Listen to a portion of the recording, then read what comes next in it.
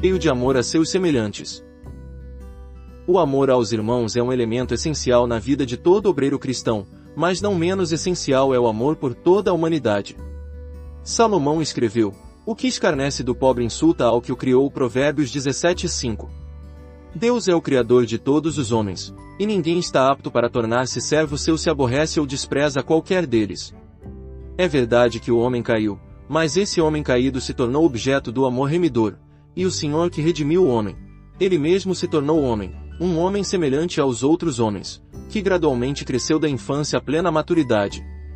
E quando Deus já contava com o homem segundo o seu desejo, na pessoa de seu Filho, e o exaltar à sua mão direita, a Igreja foi trazida à existência, o novo homem, em Cristo. Quando chegamos a compreender realmente a palavra de Deus,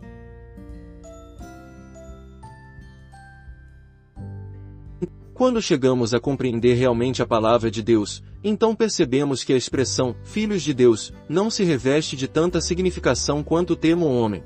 E também percebemos que a escolha divina e a eleição divina tinham como seu objetivo um homem coletivamente glorificado. Quando percebemos o lugar que o homem ocupa nos propósitos de Deus, quando vemos o homem como o foco de todos os seus pensamentos, quando contemplamos como o Senhor humilhou-se, a fim de tornar-se homem, então aprendemos a apreciar a humanidade inteira. Estando nosso Senhor neste mundo, declarou: "Pois o próprio Filho do Homem não veio para ser servido, mas para servir e dar a sua vida em resgate por muitos", Marcos 10:45. Ele não ensinou que o Filho de Deus veio a fim de ministrar aos homens, mas disse: "O Filho do Homem veio". Nessas palavras entrevemos a atitude do Senhor para com o homem. Uma séria dificuldade, no caso de muitos dentre aqueles que estão engajados na obra cristã, é a sua falta de amor pelos homens, na sua falta de estima pelos homens, no fato de não perceberem o valor que o homem tem aos olhos de Deus. Sentimos hoje que já chegamos a excelsas alturas se começamos a amar aos filhos de Deus. Mas será isso o suficiente? Não. Porquanto precisamos expandir-nos, precisamos entender que o nosso amor deve incluir a todos os homens, precisamos compreender que todos os homens são preciosos para Deus. Sem dúvida vocês estão interessados por algumas poucas pessoas inteligentes, por alguns poucos que, de uma maneira ou de outra, são notáveis, mas o que quero saber não é se vocês estão interessados por homens extraordinários, e sim, se estão interessados no homem. Essa pergunta é importantíssima. A frase que diz, "O Filho do Homem veio", implica, antes de tudo, no que o Senhor estava intensamente interessado no homem. Estava tão interessado que ele mesmo se fez homem. Até que ponto vocês estão interessados? Talvez pensem, bem, fulano não tem muita importância. Ou então, tal pessoa não representa grande coisa. Mas, como é que o Senhor considerou tais pessoas? Ele veio habitar entre os homens, na qualidade de Filho do Homem. Dava um valor tal ao homem que se tornou homem, a fim de que pudesse servir ao homem da maneira mais perfeita possível. Trata-se de algo surpreendente, como também extremamente grave, que muitos dos filhos de Deus se preocupem tão pouco com os homens. Irmãos e irmãs, vocês compreendem o sentido desta frase, "O Filho do Homem veio"? Ela significa que Cristo se importou com toda a humanidade. Que anormal estado de alma, se estamos interessados apenas por alguns poucos indivíduos seletos. O interesse pela raça humana é um requisito básico em todo obreiro cristão, e não apenas o interesse por certo segmento da mesma. Deus amou o mundo. Seu amor abarcou a todos os homens, e assim também deve ser o nosso amor. Não devemos limitar os nossos interesses aos seus filhos, nem a qualquer outra classe particular de homens, mas devemos estender nosso amor a todos.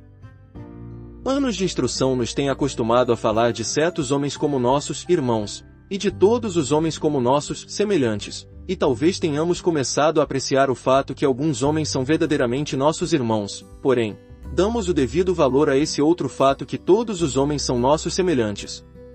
Infelizmente, muitos dos que se professam servos do Senhor, jamais abriram os seus corações para com todos os seus semelhantes. Se ao menos ficasse profundamente gravado em nós que Deus é nosso Criador, e que todos somos semelhantes uns dos outros, como tiraríamos proveito dos outros, enganando-os, acerca de qualquer coisa? Se, em nosso trato com os nossos semelhantes, buscamos os nossos próprios interesses, o nosso trabalho terá um valor bem limitado aos olhos de Deus, por maior que seja o seu volume externo.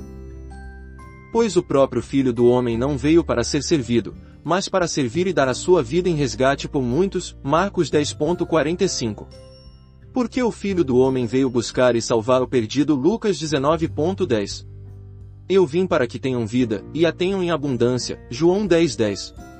Foi por causa do homem que o Senhor Jesus veio a esta terra, e ele veio com o propósito específico de servir aos homens.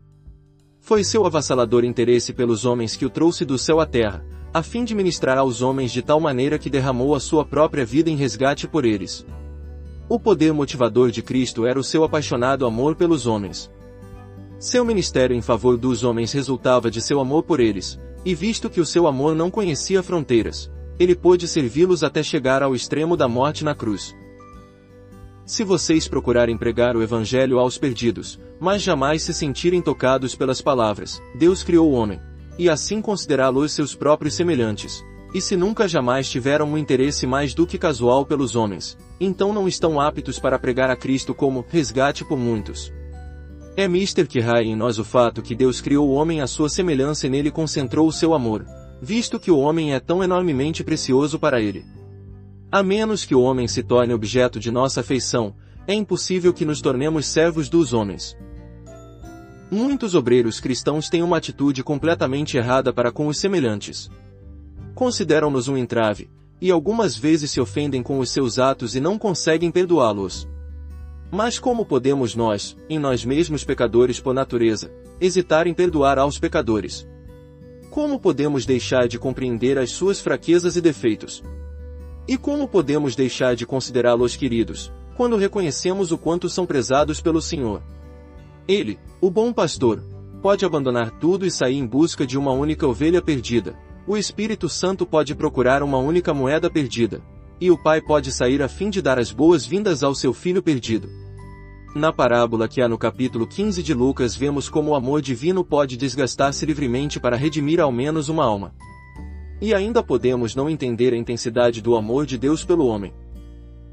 Irmãos e irmãs, à luz da profunda preocupação de Deus pelo homem, podem vocês ainda considerar com indiferença aos seus semelhantes?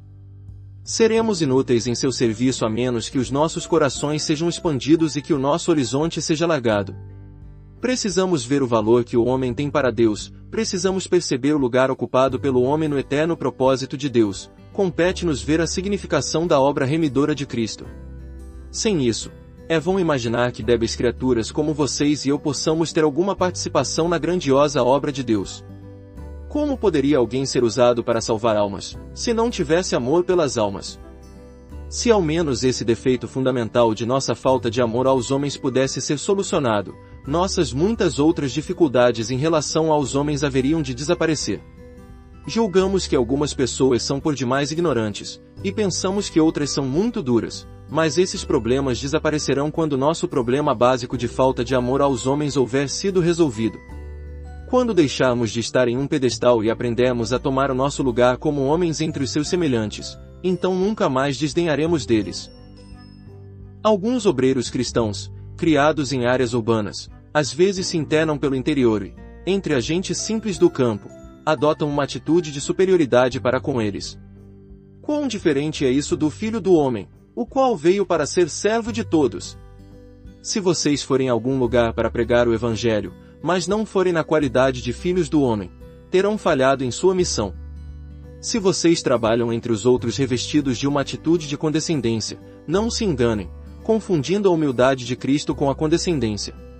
A condescendência consciente é uma humildade falsa, a humildade genuína não tem consciência de si mesma. Quando Cristo veio habitar entre os homens, veio como verdadeiro homem. Viveu como homem em meio aos seus semelhantes. Muitos obreiros cristãos, ao se movimentarem entre os seus semelhantes, deixam a impressão de que lhes estão prestando um favor ao se associarem com eles. Nossa conduta jamais deveria levar os outros a sentirem que somos diferentes deles. A menos que possamos ser filhos do homem entre os homens, não seremos nem verdadeiros servos do homem e nem verdadeiros servos de Deus. Os obreiros de Deus devem ser pessoas tão abnegadas que sejam inconscientemente humildes. Um homem ignorante e perdido não difere de vocês e de mim em qualquer outra coisa além disto, que nós estamos salvos, e que ele não o está. Mas ele tem um lugar no propósito criador de Deus, tal como vocês e eu temos. Ele tem um lugar no propósito redentor de Deus, tal como vocês e eu temos. E ele tem a mesma potencialidade para Deus como vocês e eu temos.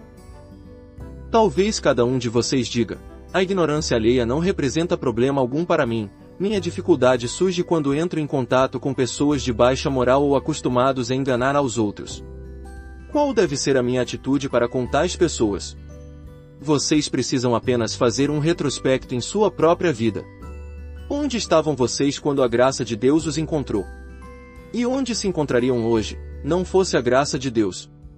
Se, em qualquer aspecto, vocês diferem deles, trata-se inteiramente de uma questão de sua graça.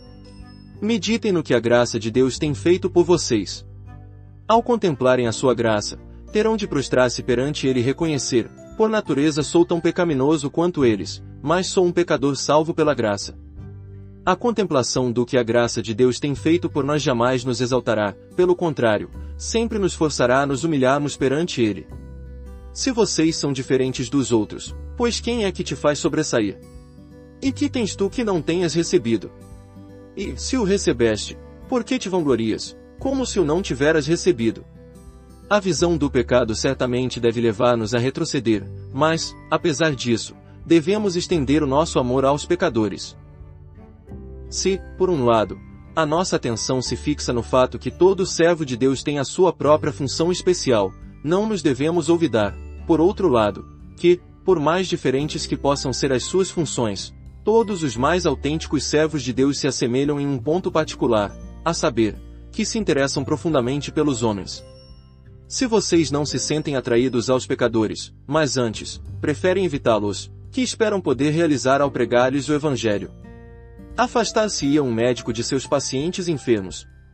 Se buscamos aos perdidos por havermos compreendido quanto eles são preciosos no conceito de Deus, ainda que seja uma só alma, então nos aproximaremos dos pecadores, não por compulsão do dever, mas sob o constrangimento de uma atração irresistível. Quando nos chegamos a eles com amor espontâneo, descobrimos que se terá aberto perante nós um ilimitado campo de serviço, e, pela misericórdia divina, nos tornaremos servos que lhes são de alguma valia. Ó! Se pudéssemos ver cada ser humano como uma alma viva, dotada de imensas potencialidades! Quão diferentemente nos temos sentido para com os salvos, desde que compreendemos que somos concidadãos dos santos. E sentiremos diferença similar para com os perdidos quando a luz divina raiar sobre nós e, verdadeiramente, virmos cada um como nosso semelhante. Então lhes daremos valor e os amaremos, e entraremos em harmonia com o Senhor, nesse desejo de conquistá-los para si mesmo, a fim de que eles sejam qual material de construção em suas mãos, visando a edificação de sua igreja. Se vocês ou eu desprezarmos qualquer alma humana, estaremos sendo indignos de permanecer no serviço do Filho do Homem, porquanto os seus trabalhadores são servos dos homens que têm por motivo de alegria o poderem servi-lo.